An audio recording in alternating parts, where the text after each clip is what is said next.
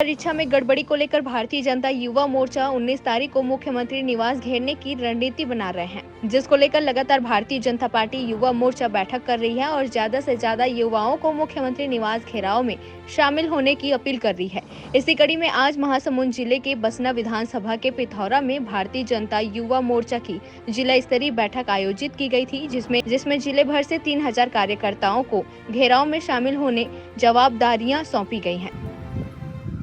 PSC में लगातार जो युवा मोर्चा पीएससी के नियुक्तियों में जो गड़बड़ियाँ हुई है उसके खिलाफ पूरे प्रदेश भर में पीएससी के खिलाफ और इस प्रदेश की भ्रष्ट कांग्रेस सरकार के खिलाफ युवा मोर्चा के कार्यकर्ता आंदोलन कर रहे हैं।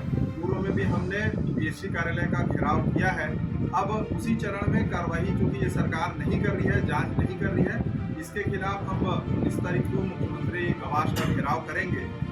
युवा मोर्चा लगातार ये सवाल उठा रहा है कि पूर्व में जब पीएचडी में परीक्षाएं होती थी तो मार्किंग का जो काम होता था वो पेन से होता था, लेकिन इस बार हमको ये देखने के लिए मिला कि इस बार पेंसिल से जो मार्किंग करने का काम था वो पेंसिल से किया गया है। ये जरूर ये इस ओर इशारा करता है कि इन नियुक्तियों में कांग्रेस की सरकार की मंशा भ्रष्टाचार की थी, इसलिए इस तरह के इस बार बदलाव किए गए।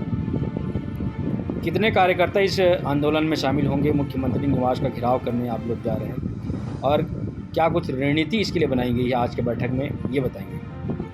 हमारे महासमुंद जिले में भाजपा के 18 मंडल आते हैं। इन सभी 18 मंडलों से हम 3000 के लगभग कार्यकर्ता मुख्यमंत्री आवास के घेराव के लिए जाएंगे।